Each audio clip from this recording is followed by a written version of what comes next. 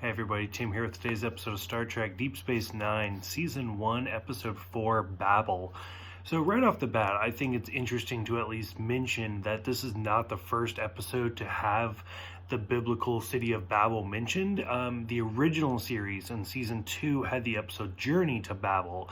That's the one that actually introduced Sarek and the Lady Amanda. So I think that was kind of interesting that this episode is also references Babel. Probably more, it makes sense more for this episode, to be honest with you. So the beginning of this episode, it's a little sad. Like this whole episode, it could have been like a major comedy, but instead it's kind of a dark episode, but it's a very well done episode. So we see Chief O'Brien just getting overwhelmed and beaten down, just working on everything, and everything that's going wrong in the ship. They go to O'Brien because he's the man to fix it. He's the fix it guy. And it's kind of an interesting just aspect of the show. I've mentioned before how, like with the Next Generation, like it could be blown up, and then the very next episode everything's back into pristine condition. Whereas that's kind of the point of this show for Deep Space Nine, is they're constantly putting it together. Like they're WD-40ing and duct taping everything that they can, because this whole space station is barely holding together. And that's what I like about it. And you see that in this the beginning part of this episode, where O'Brien is doing everything he can to keep it together, and he's getting overwhelmed. So we go through that. He's going through all the different replicators.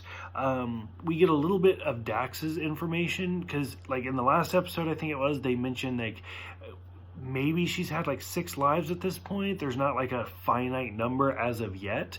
But as she's walking through the promenade with Kira, Major Kira, she says that she hasn't been a female in over 80 years. So that's kind of interesting. And then this is where it becomes like the Tower of Babel, where O'Brien just starts speaking gibberish. He's still speaking English, but it's just random words. And I'm always kind of curious with stuff like that for like the writers of this episode. Did he actually have a script that he had to memorize those words?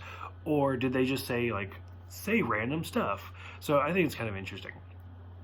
We slowly realize that this is a virus, and it snowballs. It starts with just O'Brien, and then Dax gets infected. Jake, Sisko's son, gets infected. And it just starts spreading throughout the entire station. Like at one point, I think they say 60% have it or something, and it's building. So they realize that while O'Brien was fixing the replicators, he accidentally triggered something, and that the Bajorans created this virus to infect the Cardassians 18 years ago when the station was first built, and it just kind of sat there and it never got activated. And then O'Brien fixing everything just happened to fix that as well.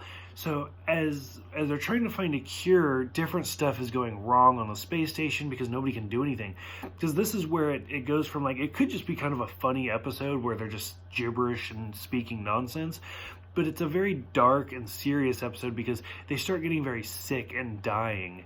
And like O'Brien, because he's the first one, gets it the worst, and he's on his deathbed because he can't really do anything.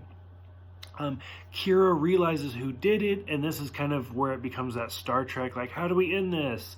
She kidnaps the doctor, they make a cure, and everybody lives happily ever after.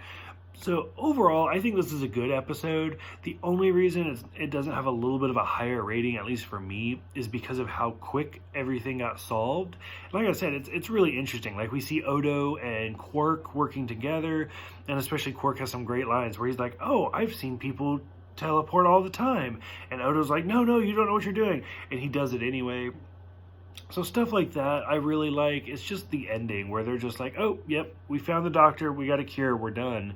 It just didn't seem to like have that much of a cliffhanger to it. It didn't keep me on the edge of my seat. I knew everything was going to work out at the end.